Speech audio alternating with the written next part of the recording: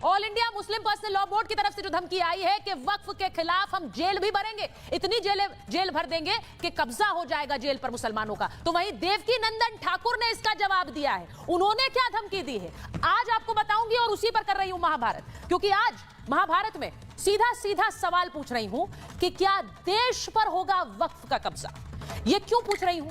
क्या यह मुमकिन है कि पूरे देश पर वक्फ का कब्जा हो जाए? यह धमकी है या हकीकत है? मशहूर कथावाचक देवकी नंदन ठाकुर का कहना है कि 10 से 12 साल और रुक जाइए, पूरे देश पर वक्फ का कब्जा हो जाएगा।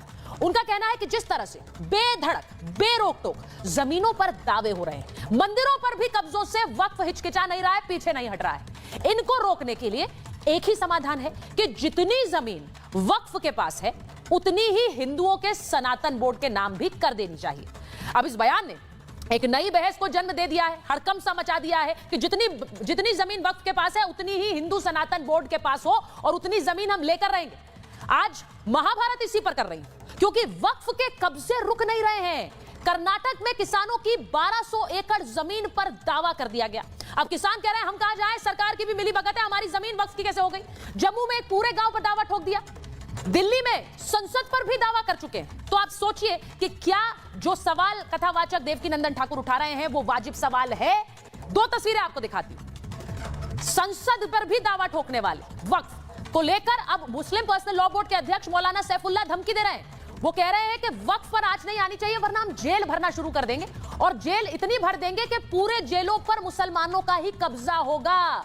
वहीं दूसरी तरफ वक्फ को लेकर एक सहमति बनाने के लिए जेपीसी बनी, जॉइंट पार्लियामेंट्री कमेटी बनी, और उस जेपीसी में रोज विवाद की खबरें आ रही। आज विवाद क्या हो गया?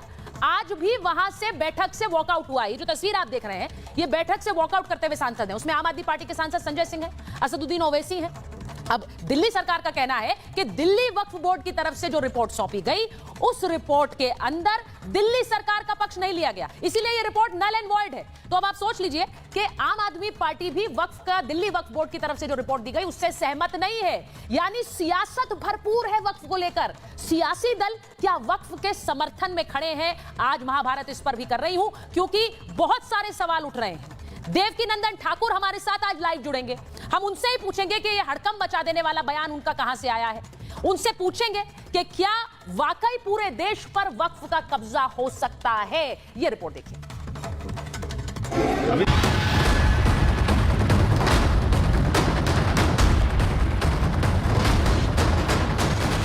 वक्फ का कब्जा नंबर 1 जम्मू, दशकों से रह रहे परिवारों को नोटिस। कब्जा नंबर 2 महाराष्ट्र, सदियों पुराने मंदिर परिसर पर दावा ठोका। कब्जा नंबर 3 कर्नाटक, किसानों की 1200 एकड़ जमीन को अपना बता दिया। कब्जा नंबर 4 केरल, मछुआरों के पूरे गांव पर दावा ठोक दिया। कब्जा नंबर 5 लखनऊ, 250 साल पुराने शिव मंदिर पर दावेदारी। कब्जा नंबर 6 दिल्ली के 100 साल पुराने मंदिरों को अपना बताया, संसद भवन की जमीन पर भी दावा ठोका। वक्त के बेधड़क कब्जों के सैकड़ों उदाहरण, लेकिन ये 6 हाल फिलहाल के कब्जे हैं। इन जमीनों पर दावा तब ठोका गया जब वक्त में सुधार के लिए सरकार एक बिल ला रही, यानी पूरे देश में वक्त की ताकतों को लेकर एक चर्चा, एक बहस हो रही है। लेकिन तब भी वक्त कब्जे न छोड़ने के लिए धमकियों पर उतारू। ताजा धमकी all India Muslim personal law board के अध्यक्ष की आई। अगर ये पास हो गया तो ये मुसलमानों के लिए हद दर्जा खतरनाक है। आपकी मस्जिदें भी, आपके मदरसे भी, आपके मकतब भी, सारी की सारी चीज़ें खतरे में पड़ जाएंगी। यह हमारे लिए जिंदगी और मौत का मसला है। अगर ज़रूरत पड़ेगी तो इस मुल्क का मुसलमान जेलों को इस तरह भर देगा। मौलाना खालिद के इस बयान के बाद राजनीतिक पारा हाई है, क्योंकि कुछ लोगों को लगता है कि ये जो पूरा के पूरा वक्फ सिस्टम है वो टच मी नॉट जैसा है कि अगर आपने छू लिया तो हाहाकार मच जाएगा, हंगामा हो जाएगा। उसी से समझ में आता है कि गड़बड़ नहीं बल्कि पूरा के पूरा गड़बड़ झला है। देवकी नंदन जी से बात करेंगे, हमको तो लगता है कि उनकी भी बात जायज है। बनना चाहिए सनातन। अब जब सबका बनना है तो उसमें बनने में क्या दिक्कत है? बनना चाहिए। हमको तो नहीं लगता इसमें कोई दिक्कत होनी चाहिए। ये कांग्रेस सरकार नहीं जो डर जाएगी तुम्हारी गीदड़ भक्तियों से, ये मोदी राज है, और मोदी राज में किसी के बाप से डरने वाले नहीं है। हिंदू धर्म गुरु भी वक्फ की जमीन को लेकर सीधे सीधे अब सवाल पूछ रहे हैं।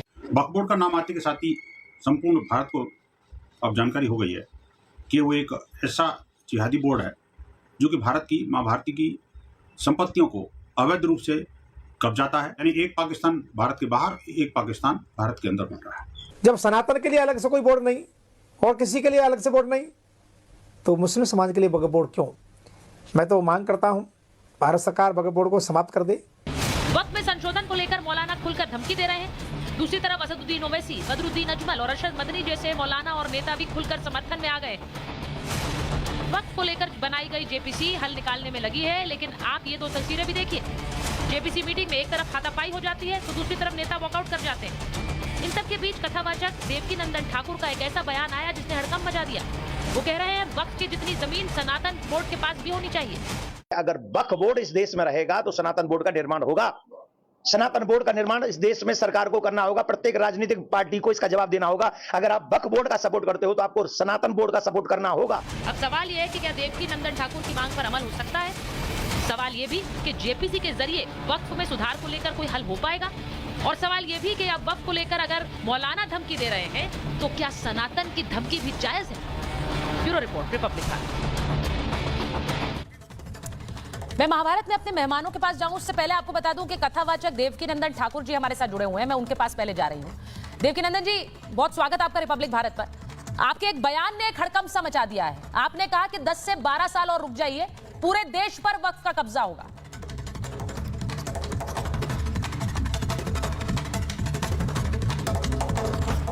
देवकीनंदन जी को मेरी आवाज मैंने गलत क्या कहा सुषमा जी?